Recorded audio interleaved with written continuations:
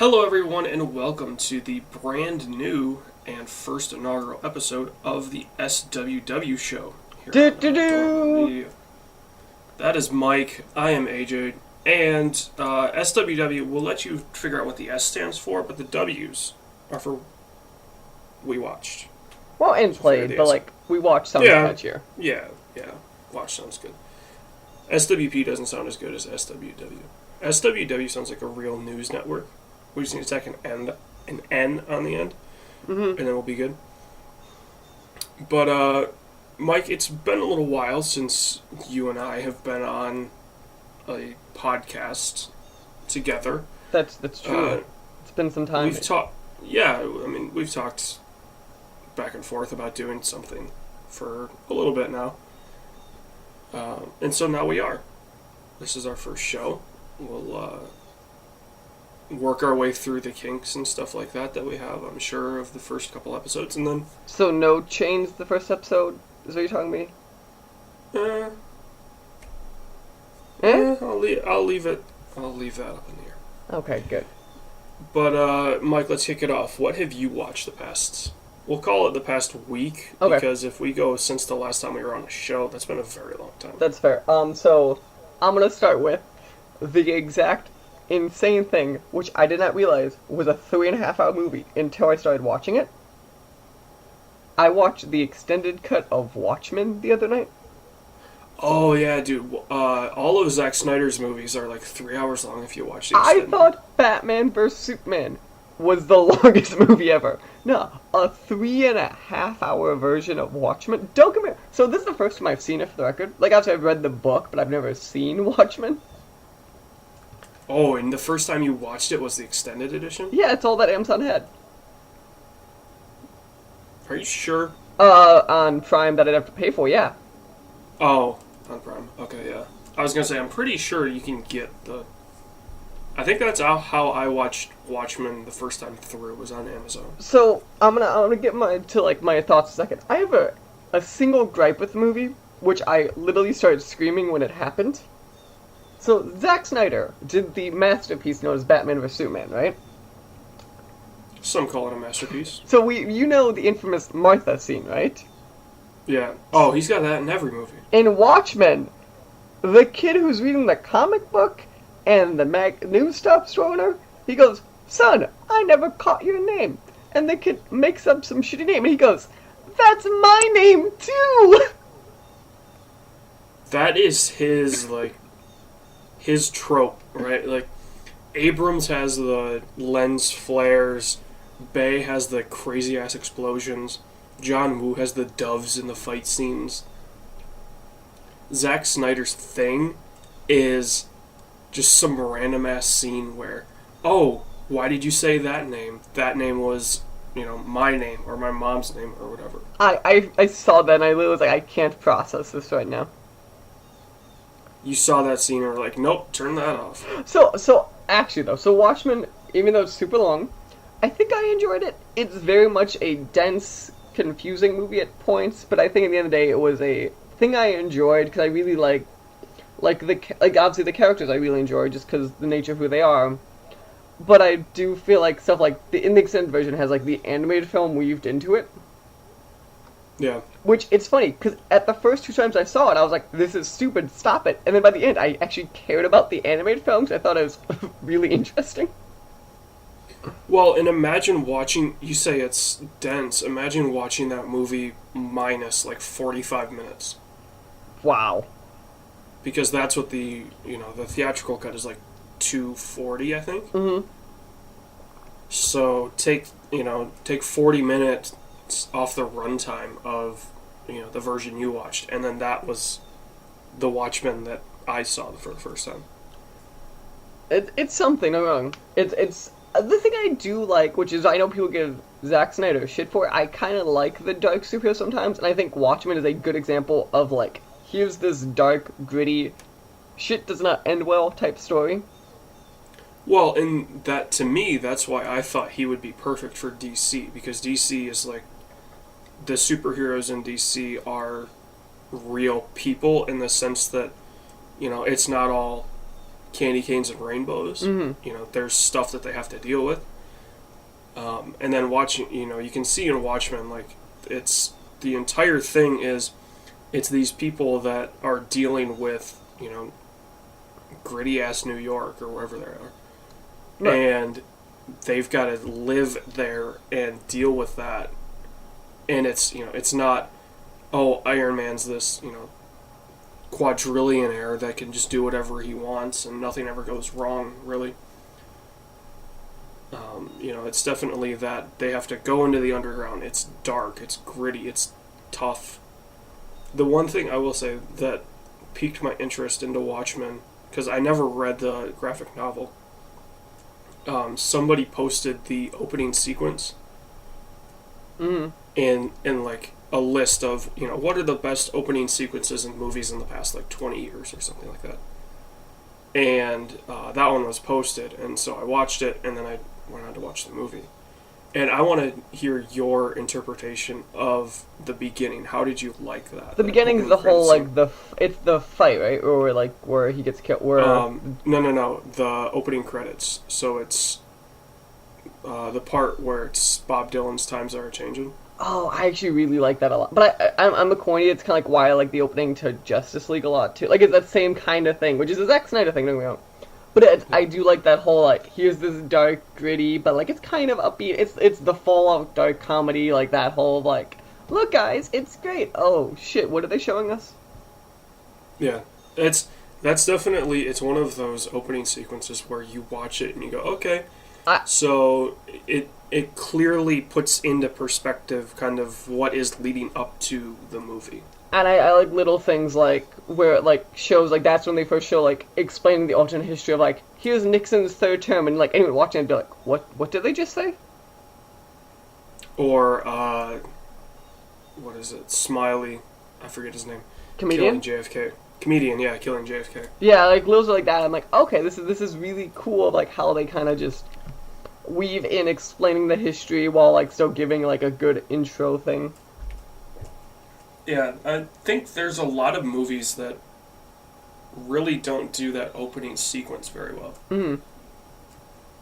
And for me, one that I've recently watched, because I just picked it up, because I had some credit on a gift card, I picked up Logan on Blu-ray.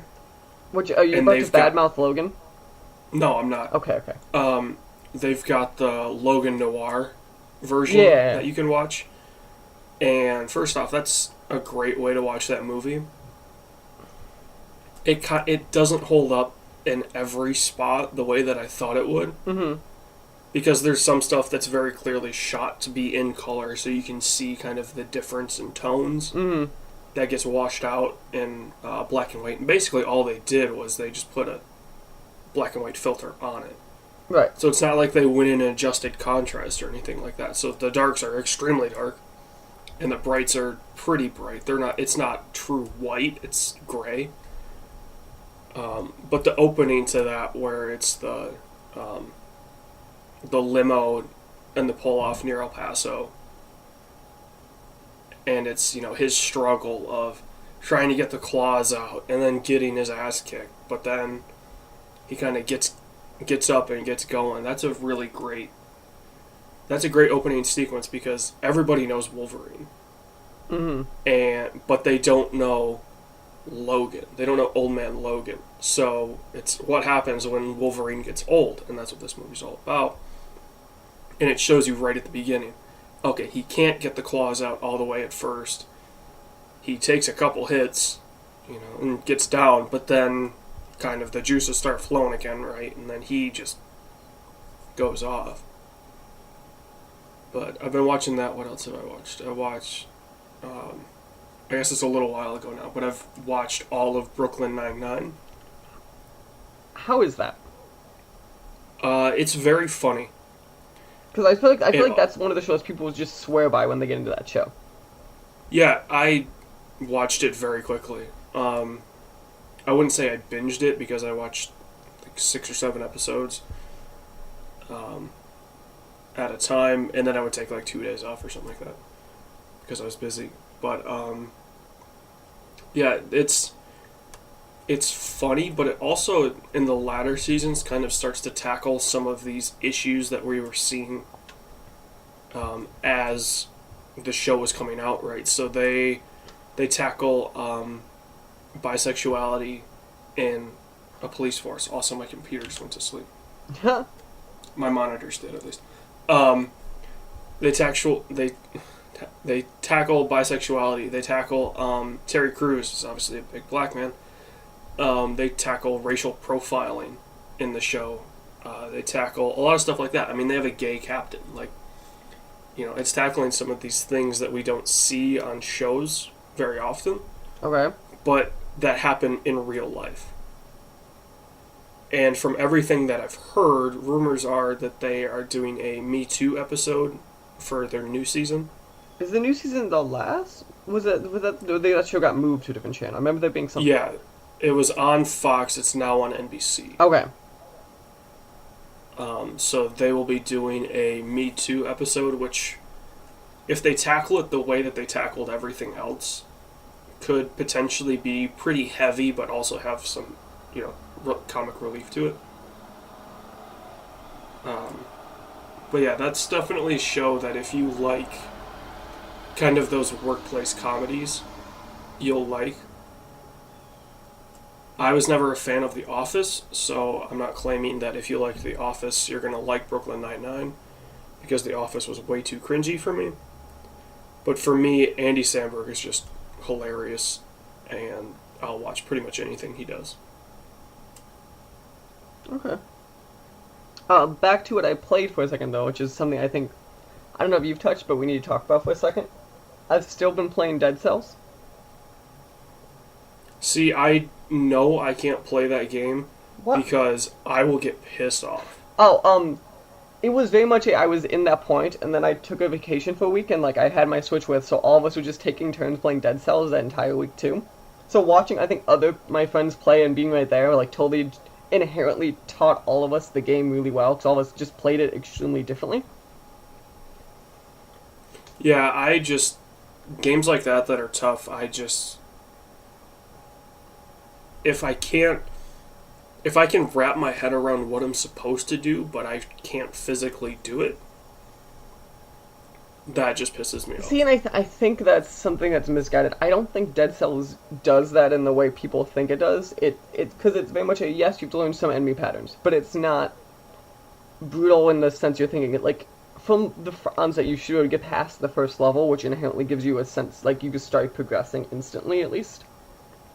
Which I think inherently makes it better than some other things where you can't.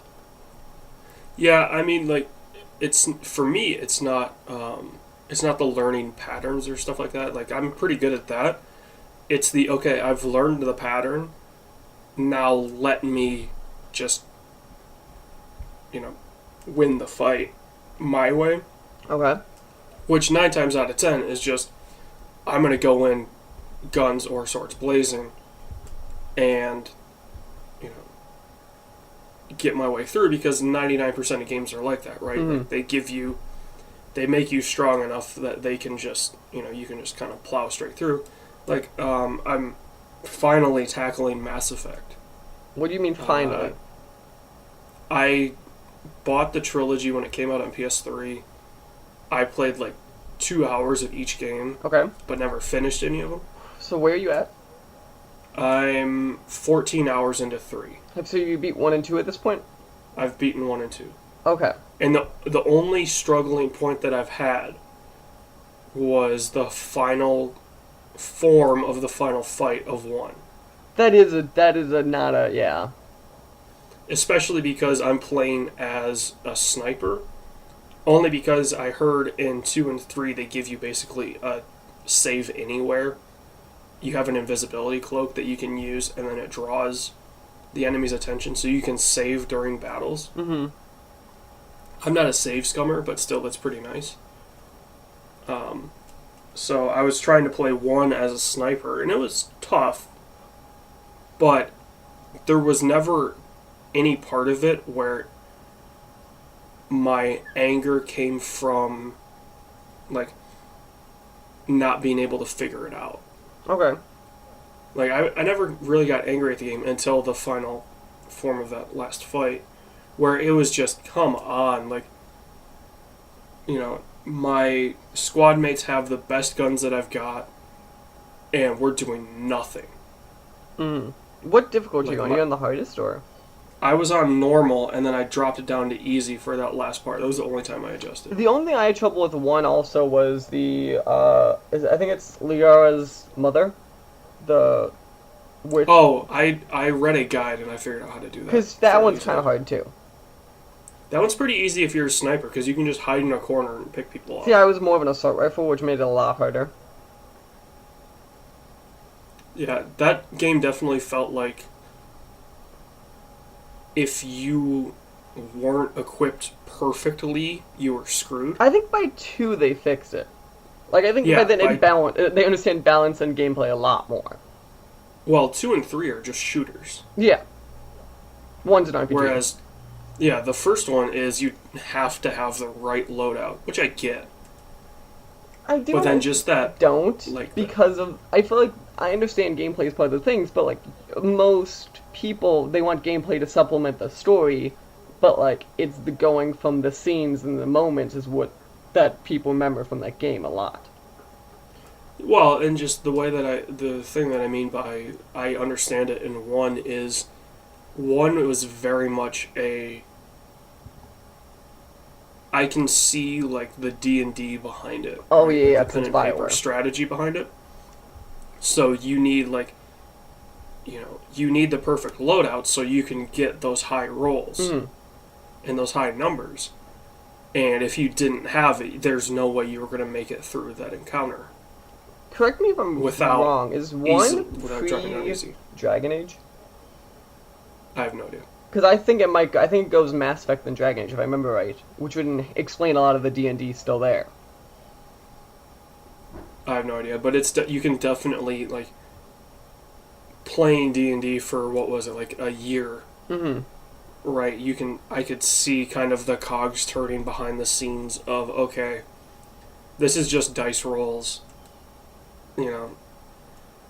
The final fight for those that haven't played Mass Effect 1, I guess it's kind of a spoiler, but It's how old? A decade?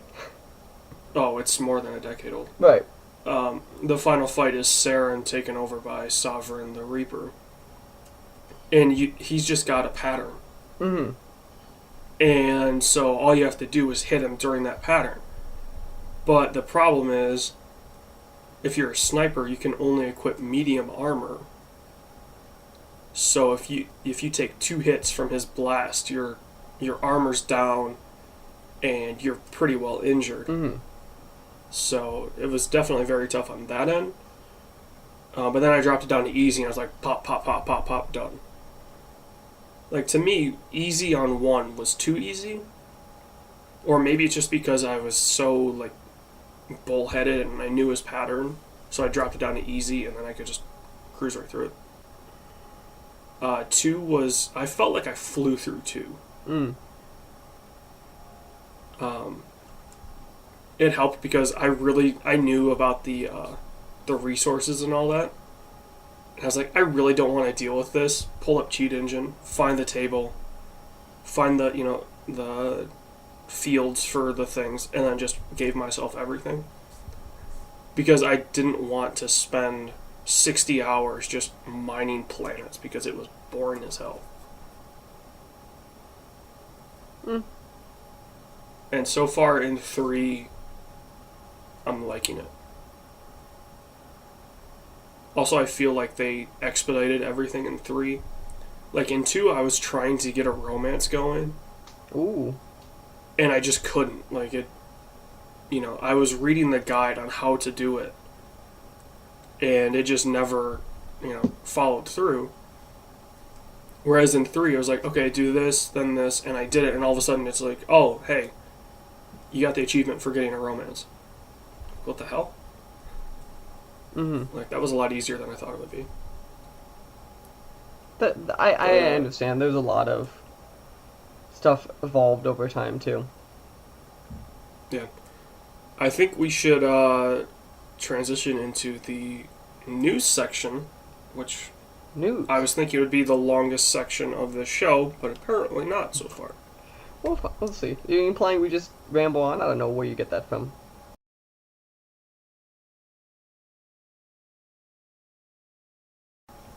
Alright, everyone, this is the news. First off, this is news that Mike and I kind of went through, and it's not necessarily the most recent news. We have a couple of those stories.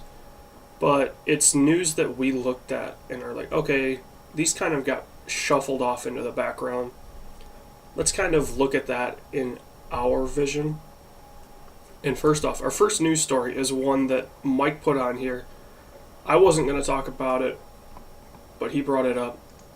Glenn Jacobs, better known as Kane in WWE, is the mayor of Knox County, Tennessee. Yep. Making him, I believe, the second. He's the second elected wrestler. official. I think he's the fourth wrestler to be mayor.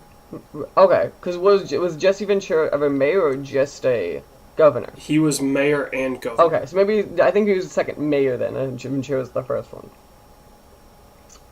No, Jesse was. There were a couple like old school wrestlers that became mayors. Okay. So modern wrestlers, yes, there's only been two. It's been Jesse and Glenn. They both became mayors, which, if you think about it, right, like they would be perfect politicians because their whole thing is talking people to get the crowd behind them. Yeah. I just appreciated it a lot when I saw it because I'm like, it's one of those things you see and you go, this isn't real. But also at the same time, Kane's getting a little old, so maybe him stepping away from the ring for a little bit. He's yeah, I think he's 42 or 43. Which doesn't sound old, but when you've been doing, what he's been doing for 20 years, takes a toll on your body. Especially when he's 6'8", I think he is. He's tall. Right. So, I mean, being tall is just hard on your body in general, and then to be wrestling is even harder. It's kind of like when the last fight I saw of Undertaker was the whole thing in Saudi Arabia. If you have time, watch the most pathetic Undertaker fight you've ever seen in your life. No, you want to see the most pathetic Undertaker fight. It's the WrestleMania in San Francisco. Is it worse than that fight? It's terrible. Because the thing is, this is Undertaker like a couple months post-hip surgery. Like, this just doesn't work. Yeah, I want to say that would have been Taker versus Bray Wyatt, I believe. Oof. That was a terrible match. I just figured that Bray Wyatt was an A-lister, which is terrifying. Well, the weird thing is, he was an A-lister that never won. Right, but like he was so an A-lister. Yeah, every show that I ever went to, every time he came out, the crowd was totally behind him. Mm-hmm. Because it's a super easy gimmick, right? He comes out, lights go down, you pull your phone out, turn the flashlight on, and wave it around. Right. Everybody can get behind that. I will say the funniest thing to come out of Kane being mayor is when he was campaigning, there's a photo of Kane in a smart car, and it's hilarious. That's funny. The second story we have here isn't hilarious. It's potentially very demoralizing, very concerning. Comcast, the basically ruler of all media, the ruler of the world. Right, it's going to be Comcast and Disney at the end of the world. Comcast dropped their bid to go after Fox, which now Fox is part of Disney, to go after Sky Media in the UK. And the thing that I say is demoralizing is Comcast already owns, they have vertical integration, right? They own NBC Universal, so they own the studio, they own theaters, they own TV, they own theme parks. Now they're going after Europe, where Sky has all that stuff as well, short of the theme parks. Mm-hmm. So it's definitely disheartening to see these. It's gonna, like I said, it's gonna be Comcast and Disney. The only thing Disney doesn't have right now is a TV provider. Right. Right? They have the channels, but they don't have Disney service. Which just wait 2 years and soon you'll be getting, you'll be getting your TV from the ears. From the ears? Yeah. So that's definitely one to keep an eye on as these Mega companies appear. mega corporations start to form. See, and I know there's some concern to it. To me, though, I feel like we're going to get to a point where there's the inherent, instead it's the inherent Comcast versus Disney fight forever kind of nonsense, where, like, they won't merge because you can't get a deal that's mutually beneficial and there's just two of them remaining. I think if we're going to see just two, right? Like if somehow Disney doesn't just blow Comcast out of the water with a $1 trillion offer or something like that, which they could probably afford soon. But at a certain point, though, if you're Comcast, you go do that or try to wipe the floor with them. Like at the end of the day, like Disney wouldn't remove them because they're a monopoly and get like they have issues at that point. Or they just be like, let them exist. Yeah, I mean, the executives at Comcast are all about the money. Right. So they wouldn't turn down a good offer. But they also Disney is not dumb enough to make them a monopoly. Right now. Right, but I'm gonna say that could change if Trump gets his way right and he wants these mega corporations. American corporations, right? And I guess I'll go off on the tangent now. The 20 series graphics cards right. are coming out in September. Those are going to be tariffed. It is unclear whether the $1,200 price tag includes the tariff or not. Yeah, I saw that. So, if you are thinking of getting a 20 series graphics card, I would wait. Till you know the price. Not just because we haven't seen benchmarks yet, but because your $1,200 graphics card could be $1,400 God almighty. when you check out. So, You crazy people. yeah. I would be... I'm definitely going to be in the market for a used 1070. What are you running right now? Are you running like a 980 or something? I've got a 1070 and a 970. Okay. Oh, that's what you're running dual. So I just have a 970, Yeah. so I'm at that point where I'm like, we might get me into like a low 10. I'm gonna sell my 970 and get a 1070. Okay. I've thought about just going out and getting a new one, but they're still pretty expensive. And used ones aren't that bad. I've looked at a used 1080, Okay. but the problem is a lot of those are crypto cards. So you're like, this might break tomorrow. Well, it's not that necessarily because it's just they're on 24/7, but they've been undervolted, they've been underclocked, so the chip hasn't really been Pushed. taxed. It's just been, kind of strung out. Right. So yes, it could break, but it's probably in better shape than a card from, like a gamer, Would be. But yeah, if you're, in the market to upgrade, I would wait until these 20 series cards comes out and then pick up a used 10 series. What are they? October? Is it October? September. Okay. I think it's mid-September. But wasn't that one of the weird, like, the Founders Pack and then it dropped or something? Yeah, sorry, the Founders come out in September, and then I don't think there's dates announced yet for third-party cards. Okay.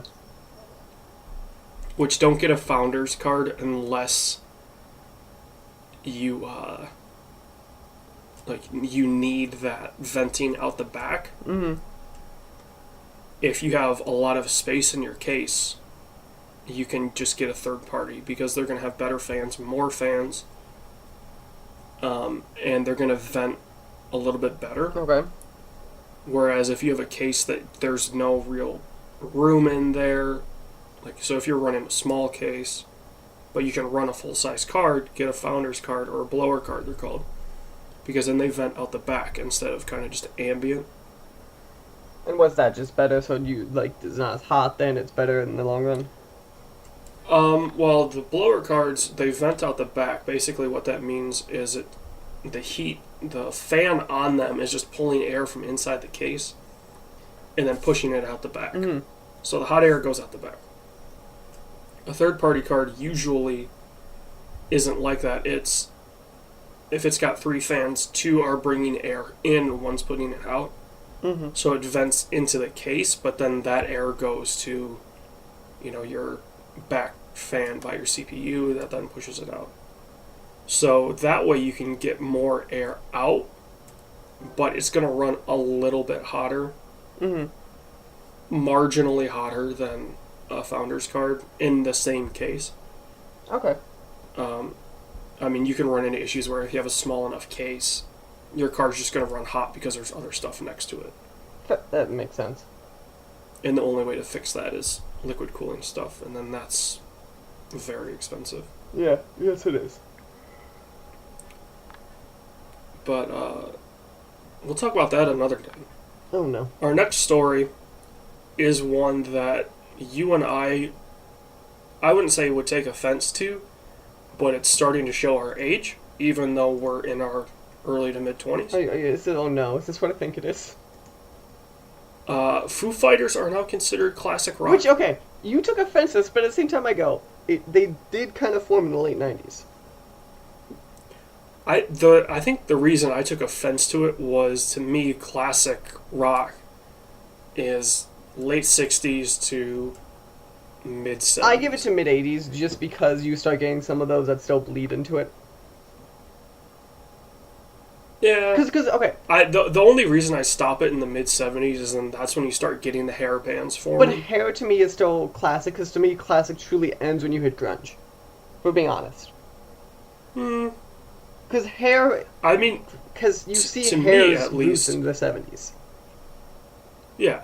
To me, at least, hair rock and glam rock, that kind of era, is different enough from quote-unquote classic rock, where it's just rock or hard rock at the time.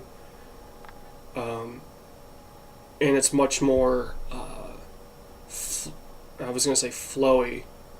That might actually be a good way to describe it. It's much more boisterous in its presentation. And then grunge is very much like, everything sucks. I'm going to tell everyone. And then Foo Fighters is like the beginning of like the post-grunge, which is kind of the rock era we're kind of into. It's evolved since then, but it's very much, we still have that roots in the modern rock. Yeah. And that to me is Foo Fighters, for obvious reasons, were born out of that, considering Dave Grohl was part of the biggest grunge band. Well, weren't 2 of them from Nirvana? Was it 2? Everyone just knows Dave Grohl was an example of like... I was going to say, I know Dave is from, but I could have sworn there was another one. Fair. But the point is more so... That was part of it, which, it's not a big deal, right, if there's 1 or 2, but, yeah, Dave Grohl being the drummer for Nirvana, then the frontman of probably the biggest post-grunge band. I was going to say... It's pretty funny. I thought they were, like, one of the big... Because they sell, like... To put in an example from a Chicago perspective, selling at Wrigley Field is, like, one of the biggest things you can do. And they're one of the few bands that does it. On the regular. Right, so to put in perspective, the size that equivalent is, it's them, Billy Joel, Fall Out Boy, and, like, Green Day are the bands that do it. To put a Chicago perspective in there. Of the size we're speaking. Did Rise Against ever sell out? Rise Against Wrigley? is opening for Fall Out Boy at Wrigley Field. So they themselves on their tours never did. No, but Rise Against is opening Fall Out Boy because Fall Out Boy is from the Chicago suburbs. So in Chicago, Fall Out Boy is like the end of the world is appearing. Well, Rise Against is also Chicago. But Fall Out Boy is so much of a big, I would argue, a bigger scale. Oh, definitely. It's definitely a more Rise Against popular... sold out like the Aragon, which is like our mid-size like ballroom type thing, but Yeah, who was it? Oh, speaking of Chicago stuff, Oh no. I don't know if the show will be out. It probably won't be out, but um, All In is in Chicago. I don't know if I know him. No, that's the wrestling show Oh, that okay. the Young Bucks are putting on. Young Bucks and Cody Rhodes. Which the funny thing is, we drove through Chicago to go up to Duluth a couple weeks ago, and I saw a billboard for All In. Oh, I think I have seen this actually. Now that you mention it, I think I have seen this billboard. It's on like 294 or something. I think so, yeah.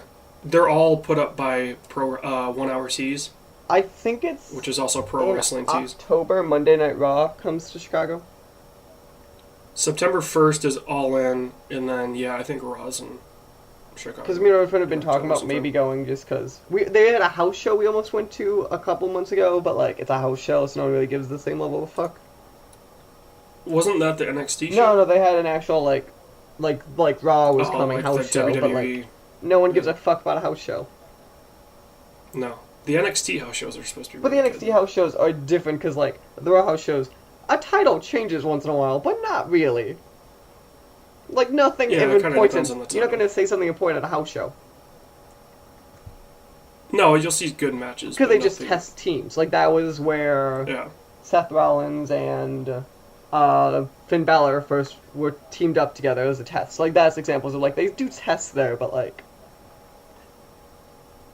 Also, I like how now you're just as big a wrestling fan. You're probably a bigger wrestling fan than I am because I just look at it and laugh.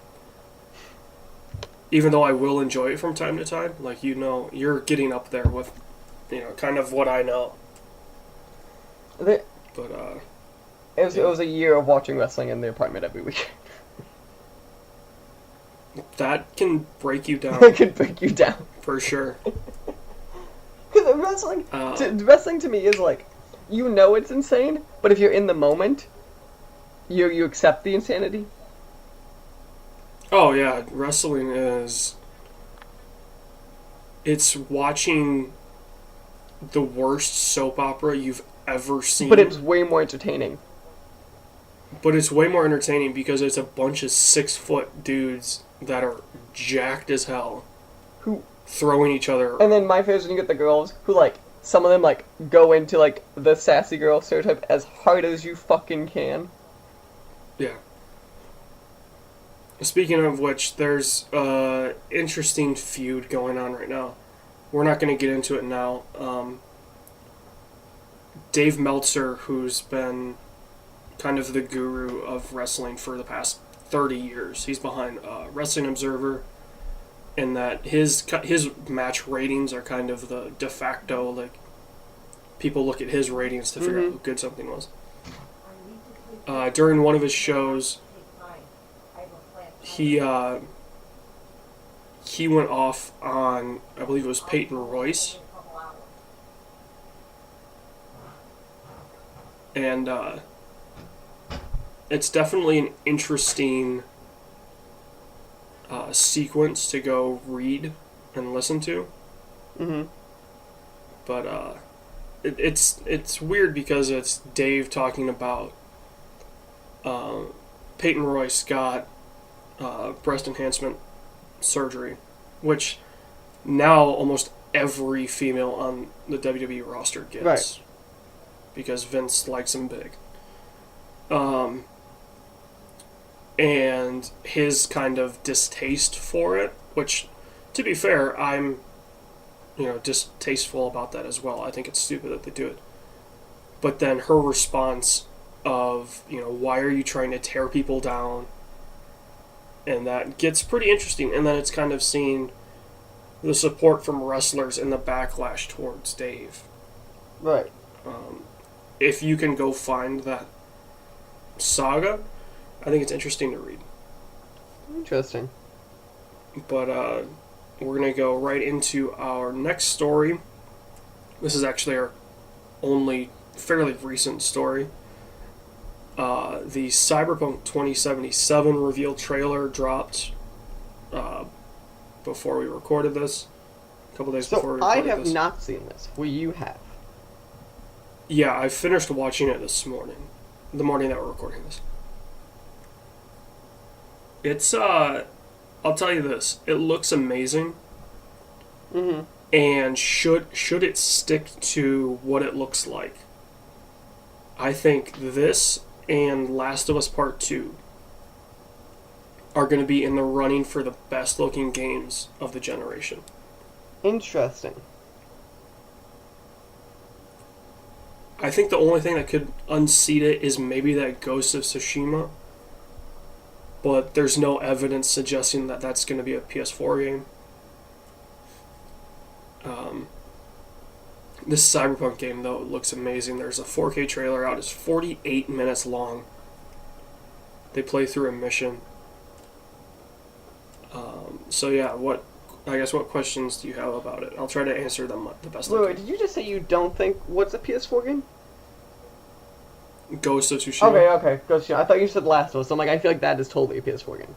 Ghost of Tsushima, I'll at No, least give that one. I don't know if it is. The ninja samurai. Yeah, which I don't. Whatever it is. I don't know. Samurais have always been an ant to me. So Cyberpunk. So like, from what they show, Mhm. what does it feel like? It's from the team that brought you The Witcher, or does it feel like I would have had no clue this was them? It definitely feels like The Witcher. In fact, the dialogue tree, if you will, is exactly like the Witcher tree, where it's like 3 or 4 options, vertically aligned, and kind of context specific ones as well, depending on what you're looking at. Mm-hmm. But it's a hell of a lot faster, Okay.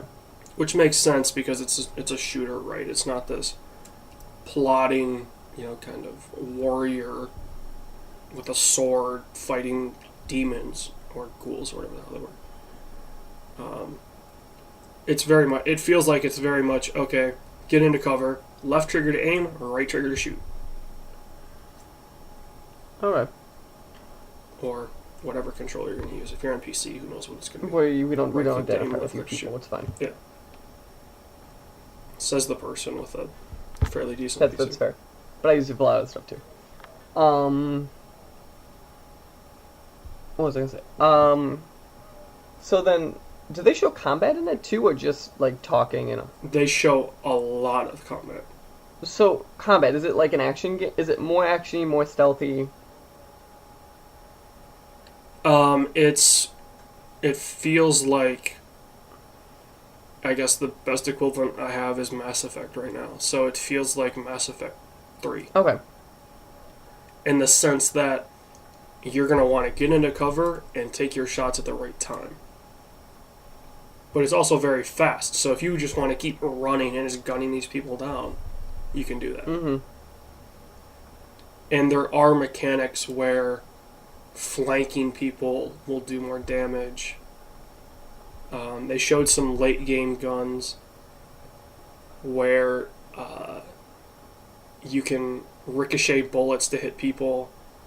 There's an SMG that follows the person. It's like a tracer, Interesting. like a tracker round. So that was pretty interesting. But yeah, I mean, it looks like, name your shooter, right? Boots on the ground shooter. It looks like that. Do we think this game is actually out in a year or two? I know they said it's from what? playable from start to finish, but that also means nothing at the same Yeah. time. It does and it doesn't, because playable means they've got the story. But it also means you have no assets, which take a lot of time. It also means stuff. There could be like game-breaking bugs that they could just go around and stuff. Like there's still so much there. Yeah, there's still a lot to do, but I'm guessing a lot of like not necessarily player models, NPC models are going to be fairly similar, and maybe just have a randomizer for beard, yes or no, glasses, yes Which or no. still takes time, don't get me wrong, to make all of that. It takes time, definitely, but it's not. From what I saw, and I saw a thing that said, what if they released it, what was it, the 20th of June, So it's 6. Or no, the 7th of June. So it would be 27/7. That would be 2020, so the 7th of July. so July. That would be the most insane level shit, and I would love it so much. Well, that would be, what was it? Skyrim releasing on 11/11/11. Would you know in their head, like, we can't delay this? Yeah, I think they're probably right now targeting... I think they're targeting end of next year, if I'm being honest. Yeah, they're probably targeting holiday 2019. Because... But in the back of their heads, they're thinking, okay, we're targeting that, but if we even get behind a little bit, we'll delay it, and then we'll release it on 7/7 of 20. So 2077. Because looking at just with how they're talking about the game, it being playable, and I know I'm saying it takes time, but like, we're talking about a game at this point that Witcher 3 development probably actively stopped, I'd argue, mid of 2016 between DLC and all the patches. And at that point, you're still ramping the Cyberpunk team, and it's still in prototyping phase. So we're assuming prototyping stopped, and it's just going to the game end of that year. That means we're talking about like 3 full years of just making shit. Yeah, and I imagine the team is much bigger than the team that tackled Witcher. So we're talking about, what, 400, 300 people probably tackling this? Well, let's quick look up. Because Cyberpunk, they opened up new... They said they talked about they opening up new, like, physical studios post-Witcher 2, which means they have a lot more of a team. Yeah, it says roughly 800. God, that's a giant team. To put you in perspective, I think NetherRealm Chicago makes Mortal Kombat, I think, is like at like low 200s, high 100s. Like, to put such a difference in perspective, size-wise. But they've also got, I mean, I know it wouldn't be tough, but they've got Gwent coming out but still. Like, I feel like that's a 50-man team. Like, that's not a resource hog. That's also probably not even them. But even if right, it's probably some studio. Even if it is them, we're talking about you have a bunch of mid-level people go in a room for, like, you know what I'm saying? Like, it takes people and it takes time, but we're talking about, like, maybe it's a team that'd be fixing bugs, not a team that would be producing massive amounts of content. Right, because, I mean, the basics of that game were put into Witcher 3, so a lot of that back work was done. Or at least you understand the design rule set at that point, it's just implementing it. Right, yeah. So, yeah, I mean, even if 600 people are on, Cyberpunk... That's still a giant. I could see 2020, summer of 2020, mm-hmm. as their date, like, we can't miss this date. Because it'd be perfect. Right? We're targeting holiday 19, but we cannot miss summer 2020. Right, and that'd make a lot of sense. Which, can you imagine Cyberpunk 2077 being the swan song for the current generation? It'd be how GTA 5 was the swan song. I know it became this generation game, but like at the time it was the swan song game. It was, this is the maximum that these consoles can do. And still looking at those consoles, I'm surprised it didn't set them on fire. Oh, definitely. I'm genuinely surprised that my dog's in the GTA 5, by all accounts, really... should have set a PS3 and Xbox 360 literally on fire. Yeah, because, I mean, nothing really visually changed between the PS3 and the PS4. They added new stuff to it. Don't get me wrong, there's stuff they did that makes it more intensive. But, like... Oh, yeah, some of the like, first person is stuff, objectively more intensive than third person, because of how you have to zoom in and stuff. Right. But, like, world assets didn't really change. You might have high-res, some stuff maybe compressed stuff less, but yeah, the base of them is there. So the fact that essentially the same game ran on a PS3 and a PS4 is incredibly impressive. Mm-hmm. And I definitely see Cyberpunk being that game that bridges the generation the way GTA did.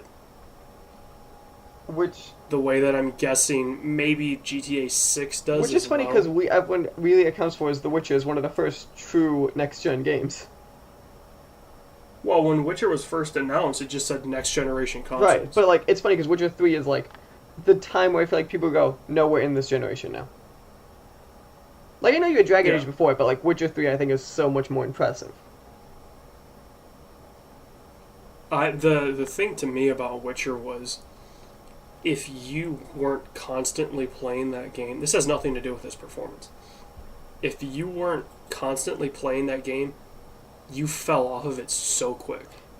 Right. The combat was very unique in the sense that if you forgot how to do something, you were screwed. Mm-hmm. Like, I would take 2 weeks off from Witcher, play, something else, and get back into it and go, okay, what do I need to do? Mm-hmm. And maybe it's just because that game never really, I don't know. I would like to get into it, but I don't have the hours in the day that I need to get it done. Like, over time, I'm sure I have the 120 hours or whatever it is to finish it. I have... But I don't have the 4 hours a day to dedicate to Witcher. See, and I was so different. I totally got sucked into that thing for like a month straight, and I just beat it in that month. But it's such a... Because I beat that game the day that Batman Arkham Knight came out. To put you in perspective, I got it the day it came out. And that was a month apart. Impressive. Oh, no, it was... By the end, I'm like, I want to beat this, so I go into Arkham Knight. That's what I'm hearing a lot of people say about It's like, Spider-Man. we have to beat this before Red Dead comes out. Because otherwise... Yeah. Well, and the How Long to Beat came out, and it's like 20 hours. Which to me makes sense. Like I wouldn't want that to be a 100-hour story game. I want that to be a 100-hour everything else game. Right. And people were saying God of War, if you just did the story, was 20 hours. Which nobody just did. But the like, story, if you're looking for how long to beat, that's the metric it should probably be around. Yeah. It's like Skyrim. Technically, on paper, Skyrim's a 15-hour game. Well, like the Mass Effect games are 14, 15 hours. Right. Fallouts are like 15, 10 hours. Like, we're being honest on paper. Yeah. They're not gonna be, but like... We'll go... Yeah. I think that's why people look at it and go, why is it so short? I go, it's not. It's just... They're just saying this is what you have to do. Yeah, to get the bare minimum, you have to do 20 hours. Which I think is a lot of how game design, for a second, has changed, is... It used to be all of the weeks that are optional now was just required because they balanced games that you had to do, or now it's become truly optional in a lot of ways. You might not see all the cool shit, or you might not get all the powers, but now you can beat the games. Where, in the old days, like look at some old JRPGs, you are playing that side stuff to have a chance to beat the game. Yeah. We'll leave the RPG talk for, I'm sure, down the road after Red Dead comes out. Oh, when Red Dead comes out, you think you'll see me? I mean, we'll have to record a show. So that's fair. I'm not going to see you because we don't do video calls. We just do But Discord you'll audio just calls. hear someone scream back, and I'm like, I'm not playing. I swear. See, the best part is... Oh, shit, it's not a PC right now. It's not a PC release. Yeah. Red Dead 1 never came to PC. I guarantee you Red Dead 2 comes out. But I guarantee it's going to be GTA 5 a year and a half later. Maybe a year and a half, but it's going to take time, I feel like. It's going to be... It comes out in, what, October? Probably So, March. Summer of 2019. Yeah, okay, I'll give that. But I think it's my assumption is they're putting all resources here and they're just going to port it to PC after. Yeah. I say 6 months. If that. Yeah. But, I guess this next story kind of ties into that strategy of Red Dead where it's all about the money. Mm-hmm. As Shane O'Mac's theme song would say. It's all about the money.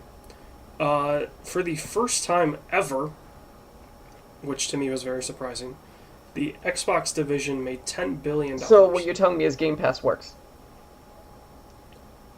Not See, necessarily. and I think this is 100% Game Pass. Not 100%, but I think the growth. Well, would it be though? Because Game Pass is what, $10 a Right, month? so we're talking about 2 AAA games a year, right? How many people get Game Pass Yeah. who wouldn't have bought 2 games? And that's the question you gotta ask. I think the people that are getting Game Pass are the people that play a lot of Or games. is it the other way around? Is it the people who get Game Pass, but they're still buying their games? I don't know why people would do that. Because people are insane. And you could laugh at that, People- but like you know it's people true. are stupid, yeah. Yeah. People are And stupid. that's what people tend to do that a lot. But I don't see Game Pass accounting for this sudden But spike. what is the spike then? Is it putting your stuff on PC? It must be because the Xbox One isn't selling gangbusters the way the Like, PS4 don't worry, I feel is. like by all accounts it's still selling well and it's still a successful hardware, but they're not at the numbers. Yeah, it's difficult to be in the public's eye seen as a success when you're going up against a console that will probably become the highest selling non-Nintendo No. PS1 and PS2. console. You cannot beat PS2. Well, PS2 sold 120. No, PS2 sold like 200. No. No, because the Wii sold like 140, and that's the No, I highest. thought PS2 is the highest selling console of all time. I'm looking at Maybe it's 160, but it's under 200. console sales. Already, I'm pulling it up now. They've done numbers. It's like they show us. It's just Yeah. PS2 is that's not okay. above 150, about 155 million.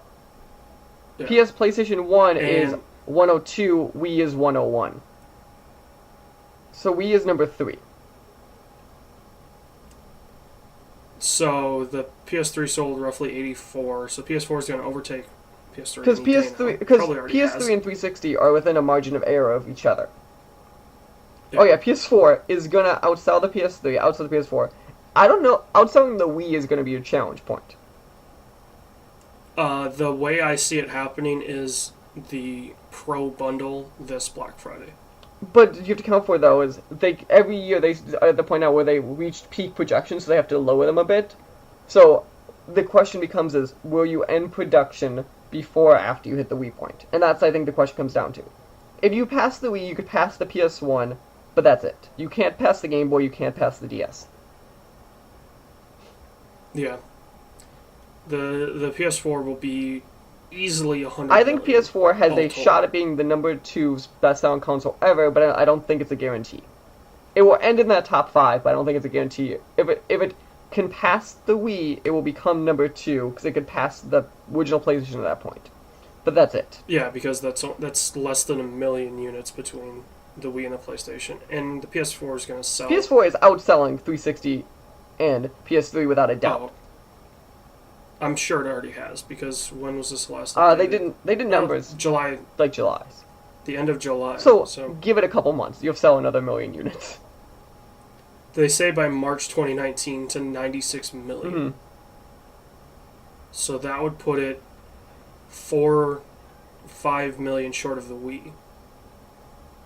Which then, if you figure Last of Us 2 You comes could out, sell a couple, yeah. you're going to sell a couple million. Cyberpunk comes out, you're going to sell some pros. I think Red Dead's gonna help a lot. Red Dead's definitely going to help. So yeah, I mean, it's going to It's gonna get close if it doesn't. it's going to outsell the original PlayStation. I know. I'm not saying it won't. I'm just saying I think it's gonna be this like close thing when we all watch it. When it gets to that close number, we're gonna be like, is it gonna do it? Yeah. Wh- The problem is the Xbox One, barring some miracle, isn't going to outsell the NES. Which is insane. Which, to be fair, is Nintendo's second best selling console of all time. Yes, home console. Yeah.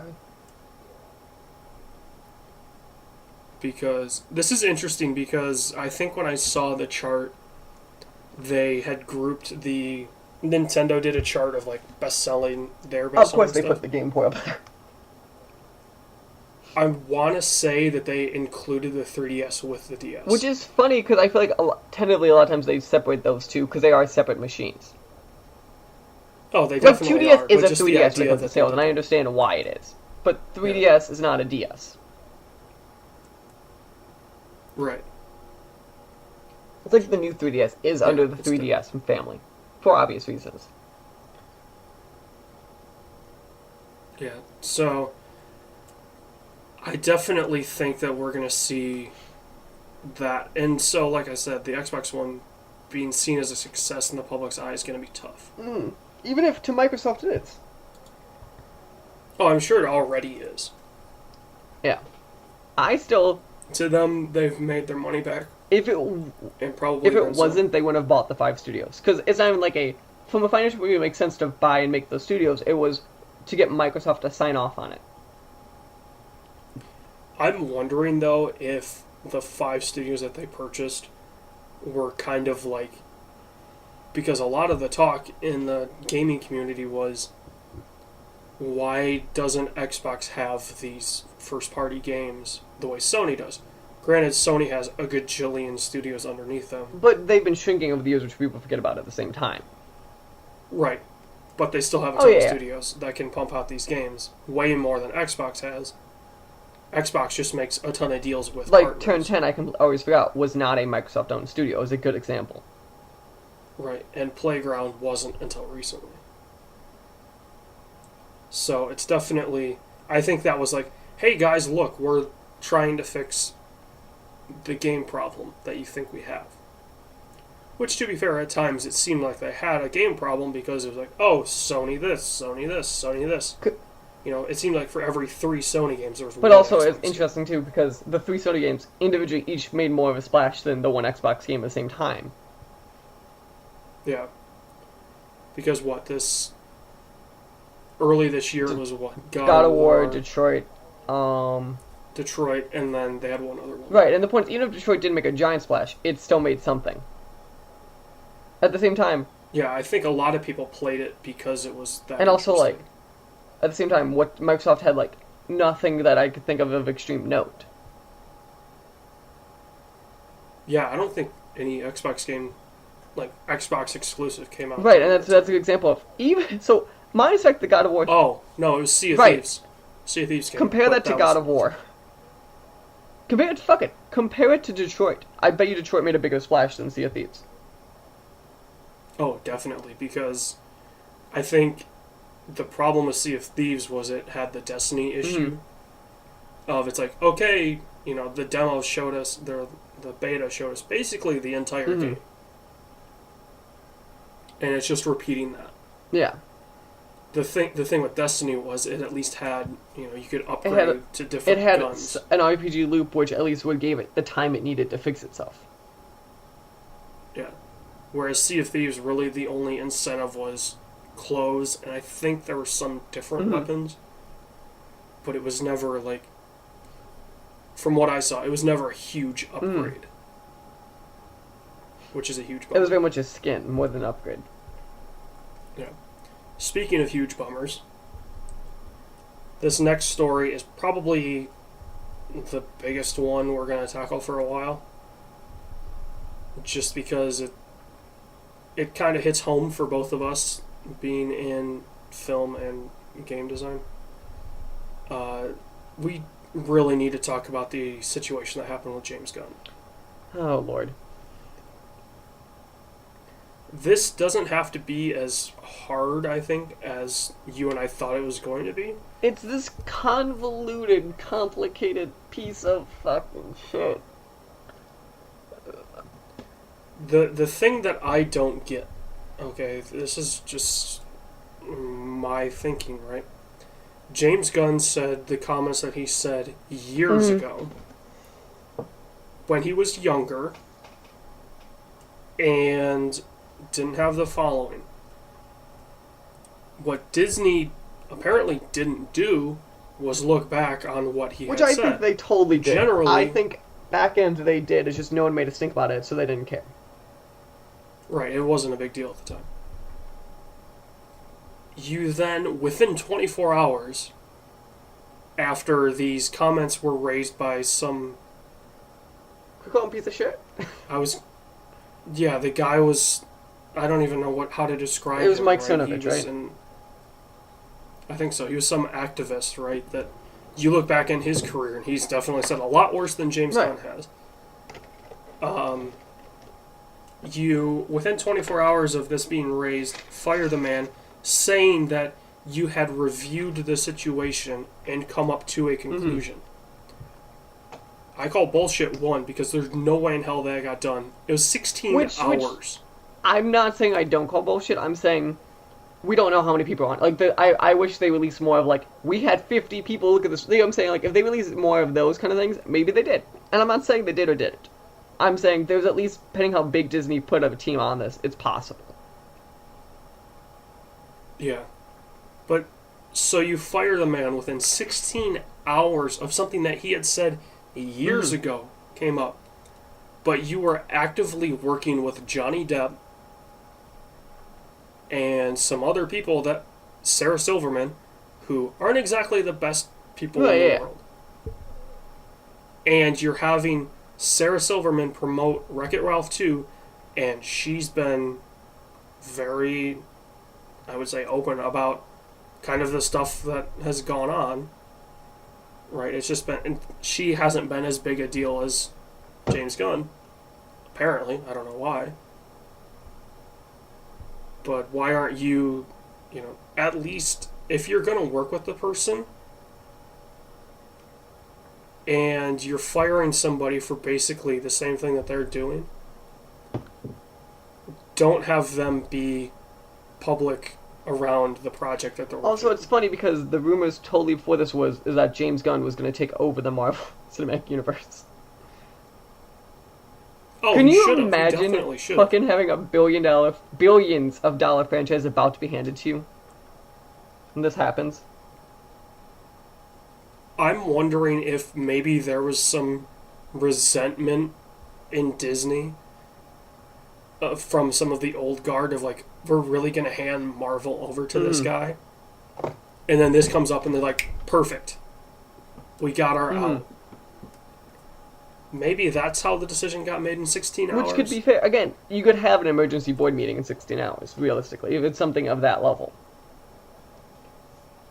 You could, but I don't see this being that level that would require an emergency board meeting. Just because if we're really going to go back on somebody's career, there's tons of people out there that shouldn't be in the position they are.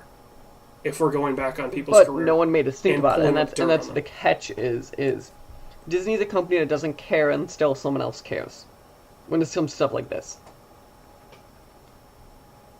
I think it's just, it was also right as they were finishing that merger with Fox. Right, so they probably didn't want more shit on hit the fan. Right.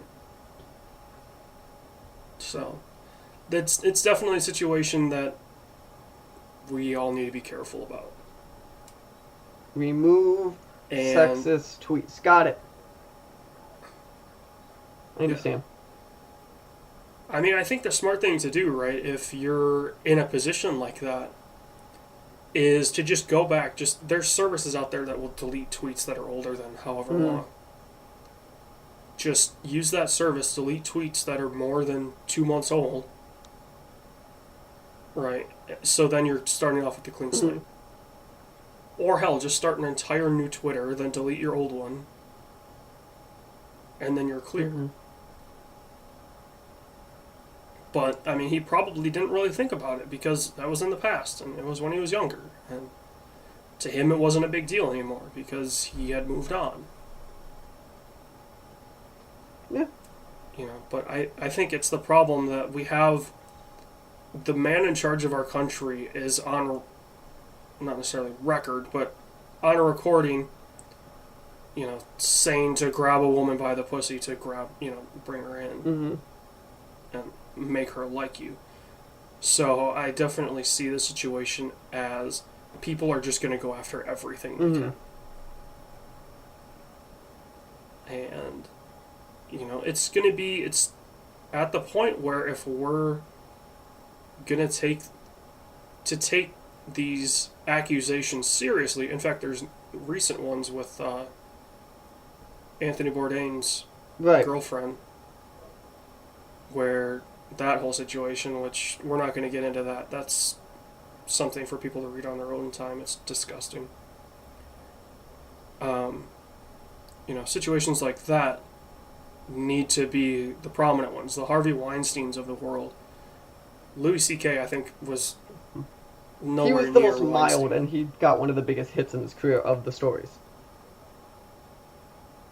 It didn't help that his came out right after Weinstein, so it was basically, oh, he did this, okay, get rid of everything. Mm.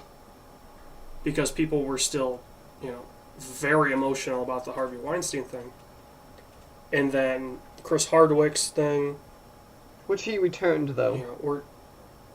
Yeah, he returned, and I'm almost thinking it was a ploy by his ex to maybe get back in the news. Mm. I'm not saying that's what it was. I'm not defending either position. Yeah. But it's odd that she came out when she did with these allegations, and then nobody backed her up. So, that's definitely food for thought. And food to tide you over until our next episode, which will be in a couple weeks. Mike, should we look at a movie that's coming out? What is today? It's about to be September, right? Movies. I'm gonna do movies coming out in September to give you that. Upcoming in theaters. Let's see. So how are we doing this? So we talked about this, and I'm going to do this on air. This we have to set this down, okay? So we originally talked about was one movie in theaters and one movie streaming or some level of that, right? Are we still going to do that? Yeah, Okay. we can still do that. I'm looking at Rotten Tomatoes and nothing huge. That new Predator movie is coming out. Yeah, that's how I was Let me see. feeling I'm pulling it about up now. You said Rotten Tomatoes is we on? Oh, there we go. Yeah. Venom is coming out in early Which October. I think will be October, I think is what you're telling me. Oh, yeah, that's definitely our October movie. But I don't see anything in September that's really jumping out that we definitely need Let to go me see. then. God, is it really nothing? September looks terrible. But have you? It's kind of like if you've seen the box office the last few weeks. It's been kind of sad. Yeah, there's nothing really out to generate any kind of Yeah, money. freaking Crazy Rich Asian. Which it looks like it's good, but it's that money. Like it's number one. I'm like, it's hit 20 million twice in 2 weeks in a row. That's your number one. Yeah. It might be. Oh, White Boy Rick. That's Yeah. the one. That's... Yeah, okay. I've heard about this. This sounds amazing. I'm saying this is going to be a September movie. Okay. So Mike and I are going to see White Boy Rick. You guys can go see it if you want, and we're going to talk about it in a supplementary episode. Potentially talk about it in the episode the week And then after we see White it. Boy Rick. And then at the same time, what is going to be our streaming movie or whatever? I'll say this because I got it on Blu-ray. I know it's streaming at least on HBO. Let's watch Blade Runner 2049. Ooh. That's Okay. a good one. It's a long one, but it's a good one. Sounds good. And then White Boy Rick opens September 14th. 14th. Okay. Yep.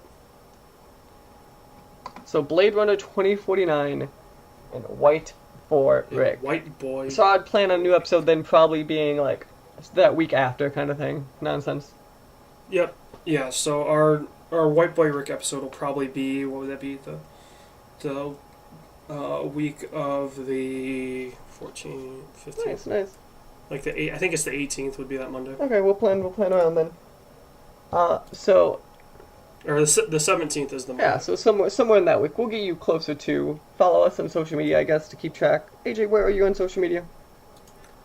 I am still at LowCBoy on Twitter. I'll tweet out when our next Nice. episode's coming out. I'm trying to get at AJ Losi. It's, from all I can tell, a dead account. So everybody tweet at Twitter, trying to have them free that up because... So it's hashtag free AJ. Would that be? Yeah. Oh, well, no, that sounds weird. Hashtag AJ is innocent. No. No. I'll tweet out a hashtag. That Hashtag fire AJ. we can all follow. Don't fire me, please. I'm at Mikey_Maroney. Holy shit, you got a Right, different but isn't it beautiful? I literally got my name. I could probably get mine if I did an underscore, but I wanted the whole. I just wanted. I literally saw that. I was like, "Yep, this is what's gonna be now." And you can't do periods in Twitter handles You can't. because my I Well, don't think so. My Instagram Twitter is aj.losey. interesting. I don't use my Instagram. I barely use my Twitter. But yeah, just keep in touch with us there, and we will tell you guys when the next episode will be coming out, Sounds good. and then when the White Boy Rick episode will be coming I like it. I like it a lot. So, So yeah, have a good day, everyone. Mike, what would you like to tell the people? go outside, smell a bee by the stinger, and see what happens. Sounds good. Have a good day. Bye now.